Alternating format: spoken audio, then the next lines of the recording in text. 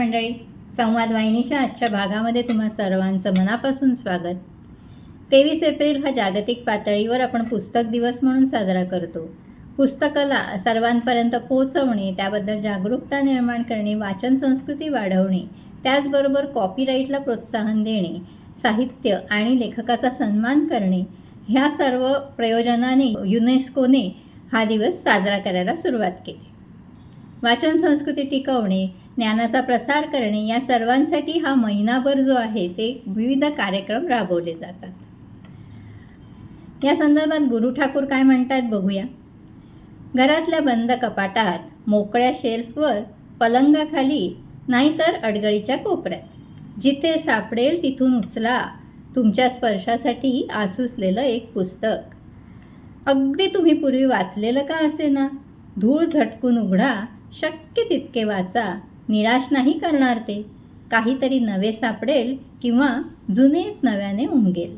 मग मिटून ठेवताना दुमडा एखादा कोपरा खुणेचा म्हणून नाही दुखावणार ते. त्यालाही हवं हे सारं नेहमीच, पण तुम्हालाच शक्य नाही. किमान आज तरी द्या त्याला ते सारं काही. मदर्स डेला देताना मोठं चॉकलेट आईला, वेळात वेळ काढून भरपाई म्हणून. अगदी तसंच खरं आहे मंडळी. निदान हा महिन्यात तरी आपण एखादं पुस्तक वाचवावं हे ठरवलं तर बरीच पुस्तकं वाचली जातील. असंच एका शेल्फमधून एक जुनं पुस्तक काढलं आहे आणि ते वाचलं आहे आणि ते तुमच्यापर्यंत आम्ही पोचवत आहोत. नमस्कार मंडळी. आज आपण एका पुस्तकाबद्दल जाणून घेणार आहोत. सुनीता देशपांडे यांचं आहे मनोहर तरी हे पुस्तक मॅजेस्टिक प्रकाशनाचं पुस्तक आहे. तसं बरंच वर्षापूर्वी प्रसिद्ध झालेलं आहे, पण अजूनही ते खूप वाचनीय आहे आणि ते जाणून घ्यायला गरजेचं आहे असं मला वाटतं. तेव्हा हे मला आवडलेलं एक पुस्तक आहे.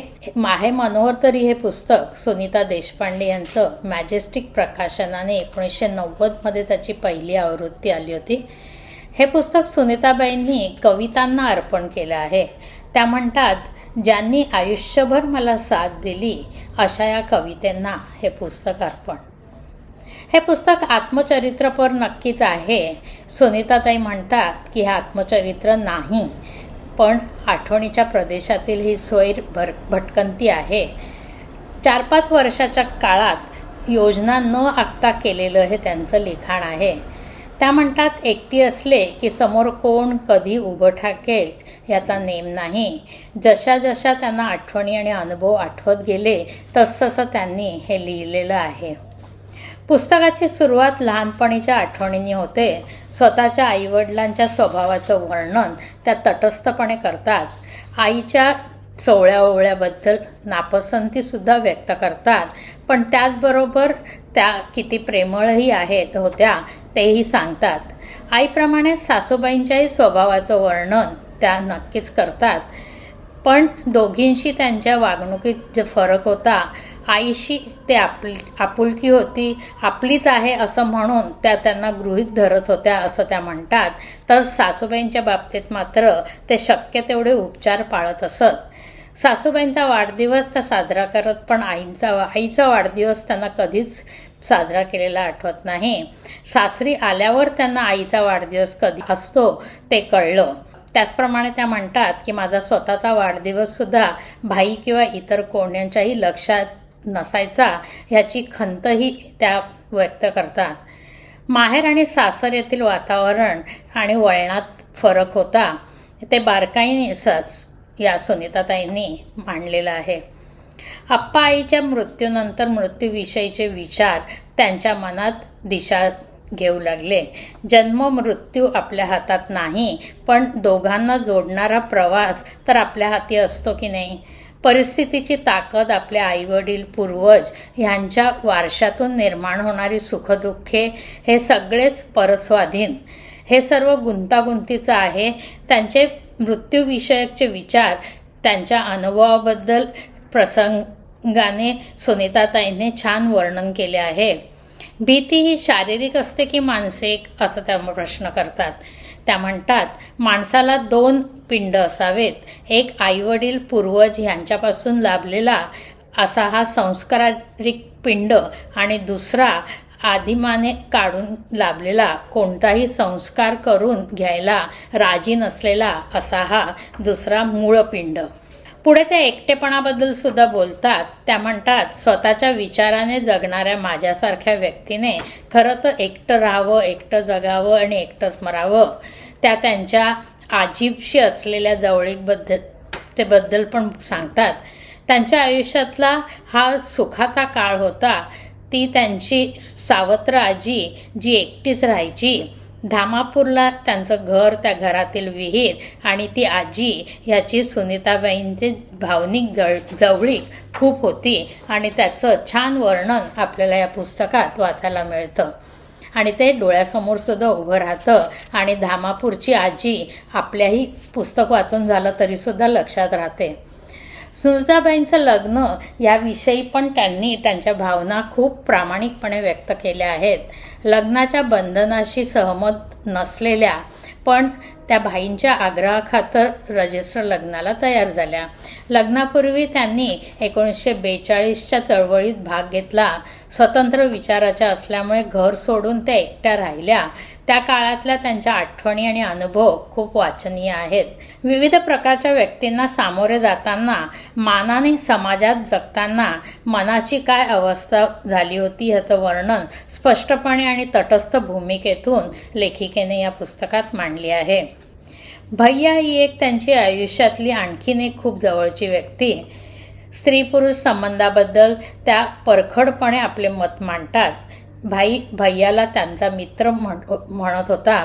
बायकोचा मित्र खरं तर तो होता, पण तो म्हणताना माझा मित्र असं म्हणत असे. तर या बाबतीत स्पष्टपणे विविध प्रसंगाचं त्यांनी वर्णन केलेलं आपल्याला वाचायला मिळतं. भाई लिखाण, गायन काही करत असले की त्यांना कोणी डिस्टर्ब करणार नाही याची दक्षता त्या घेत असत. त्यांना लागत असलेले सिगारेटची पण त्या व्यवस्था करून ठेवत असत. पुढे त्यांनी गाडी घेतली तेव्हा स्वतः ड्रायव्हिंग शिकून त्या गाडी चालवत. याबाबतच खूप गमतीशीर वर्णन आपल्याला याच्यात वाचायला मिळतं. बाई गाडी चालवते आहे, मग समाज त्याच्याकडे जी प्रतिक्रिया करते ती त्या काळातला अनुभव या काळातही खरं तर तसेच येतात. त्यांनी ते अनुभव खूप चांगल्या प्रकारे मांडले आहेत. समाजात बाई ड्रायव्हिंग करते म्हटलं की हसू केलं जातं. स्त्री पुरुष समानतेबद्दल त्यांनी पुष्कळ प्रश्न उभे केले आहेत. सुनीताबाई उत्तम वाचक, लेखिका होत्या. त्यांच्या टापटीपपणा, वक्तशीरपणा हा गुण त्यांच्यात होते. जे करायचं ते पूर्ण लक्ष देऊन उत्तम प्रकारे करायचं असा त्यांचा स्वभाव होता. याला त्या म्हणतात की हे गुण म्हणायचे का दोष म्हणायचा. त्या तत्वनिष्ठ सुद्धा होत्या, पण त्या वारंवार या पुस्तकात बरेच प्रश्न निर्माण करतात आणि उत्तरं वाचकावर सोडतात. पु ल देशपांडे यांची आपली भेट सुनीताताईंच्या या लिखाणातून नक्की होते. पु ल देशपांडेंच्याच प्रमाणे अनेक नावाजलेल्या व्यक्तींची सुद्धा भेट आपल्याला या पुस्तकातून होते. चार चौघात नावाजलेलं पु ल देशपांडे हे व्यक्तिमत्व घरात चार चौघांसारखा नॉर्मल माणूस नव्हे तर लहान मूल होता असं दर्शन सुनीताबाईंना झालेलं आणि त्यांनी ते वर्णन केलेलं आहे. विविध ठिकाणी त्यांच्याबरोबर राहिल्या आणि आजूबाजूच्या लोकांचा सहवास याबद्दलही वर्णन पुस्तकात आपल्याला वाचायला मिळतं. भाईंच्या बरोबरीचे बऱ्याच थोर व्यक्तींचं वर्णन सुनीताबाईंनी या पुस्तकात केलं आहे. सुनीताबाई स्वतः एक थोर व्यक्ती होत्या, पण त्या जगल्या उपदेशपांडे म्हणूनच. पु ल देशपांडे स्वतः त्यांना उपदेशपांडे असं एकदा म्हणाले होते. थोर व्यक्तींची पत्नी म्हणून वावरताना त्यांना झालेला मनस्ताप त्यांनी प्रामाणिकपणे व्यक्त केला आहे. त्या व्यक्ती स्वातंत्र्यावर विश्वास ठेवणाऱ्या होत्या. पुलंनी पण त्यांना हवे तसे करायला दिले.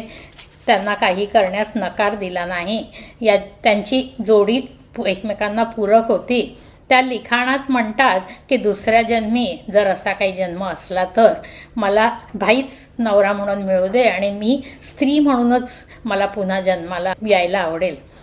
आणीबाणीच्या काळात राजकीय बैठका होत होत्या.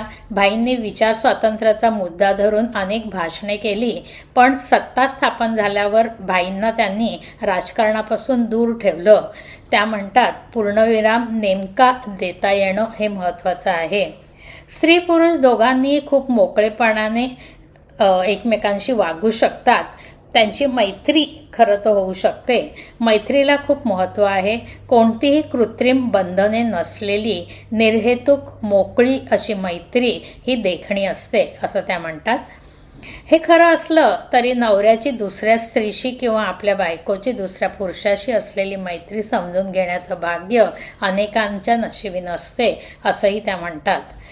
जी.ए. कुलकर्णींशी त्यांची पत्रातून मैत्री झाली आणि ती बरेच काळ टिकली सुद्धा. मालेगावला सुरू केलेल्या एक सामाजिक संस्थेतील त्यांचे अनुभव हे तर खूपच वाचनीय आहेत आणि त्यातून खूप काही शिकण्यासारखं सुद्धा आहे. त्या म्हणतात, आपण एकटे जन्माला येत असतो. प्रत्येक व्यक्तीकडे स्वतंत्र कोडे म्हणून पाहायला आणि ते सोडवायचे प्रयत्न करायला खूप मजा येते. पुस्तकाच्या अंतिम टप्प्यात त्या म्हणतात की वेगवेगळ्या क्षेत्रातील जिवलग स्नेही मंडळी एकामागून एक काळाच्या पडद्याआड गेली आणि त्यांच्या सहवासात रंगणाऱ्या त्या मैफिलीसुद्धा थंडावत गेल्या. ही स्मशान शांतता आता खूपच पुरी वाटते आहे. त्याचबरोबर त्या खंत व्यक्त करतात की यंत्रयुगाच्या प्रगतीच्या शेवटच्या टप्प्यावर नातं हा शब्द दिवंगत झाला आहे.